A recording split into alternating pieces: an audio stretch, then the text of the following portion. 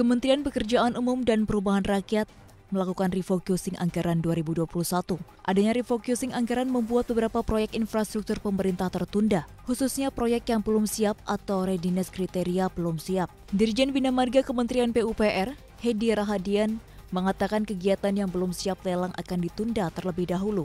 Di tahun ini, Kementerian PUPR melakukan sejumlah penundaan pembangunan jalan dan jembatan, di antaranya pembangunan Jalan Aek Natolu Ajibata, relaksasi kawasan industri Batang, pengembangan food estate Kalimantan Tengah, hingga jembatan lingkar Tasikmalaya. Dari refocusing anggaran tersebut, kegiatan pembangunan jalan baru berkurang 132 km menjadi 788 km. Sedangkan pembangunan jembatan baru berkurang 384 km menjadi 29.357 meter.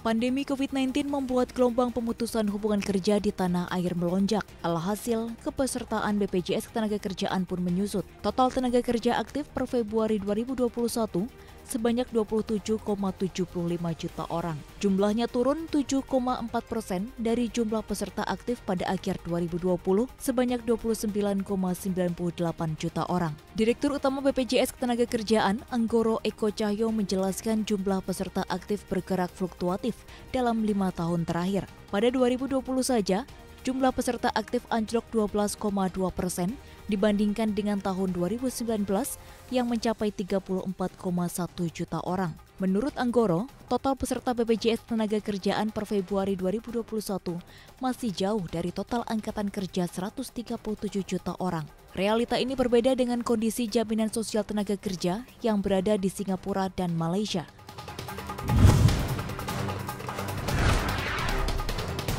Harga minyak sawit mentah Malaysia terus merosot. Harga minyak sawit sempat tembus ke rekor tertingginya pada pertengahan bulan Maret lalu. Namun setelah itu harga CPO terus melemah. Harga komoditas untuk kontrak pengiriman Juni di Bursa Malaysia Derivative Exchange mengalami koreksi hingga 2,4% menjadi Rp3.655 Malaysia per ton.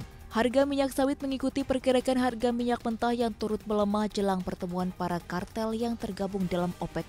Tahun ini harga minyak nabati utama seperti minyak sawit dan minyak kedelai telah mencapai puncak tertingginya dalam beberapa tahun terakhir. Di sisi lain, pasokan minyak sawit dunia diperkirakan akan meningkat 3 juta ton pada tahun 2021.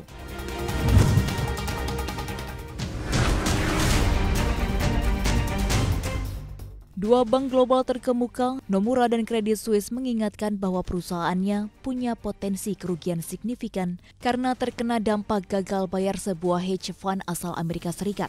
Meskipun bank asal Jepang dan Swiss tersebut tak mengungkap nama nasabahnya, namun kuat dugaan yang dimaksud adalah Archegos Capital Management. Aset manajemen ini diketahui baru melikuidasi sejumlah posisi pada Jumat pekan lalu karena terkena margin call atas saham senilai lebih dari 20 miliar dolar AS yang kebanyakan adalah saham media AS dan perusahaan-perusahaan Cina yang terdaftar di New York. Nomura memperkirakan potensi kerugian perusahaannya mencapai 2 miliar dolar AS. Sumber CNBC International menyebut bukan hanya Credit Suisse dan Nomura yang memaksa Archegos untuk melikuidasi sejumlah posisi, tapi juga sejumlah bank lain seperti Goldman Sachs, Morgan Stanley, dan Deutsche Bank.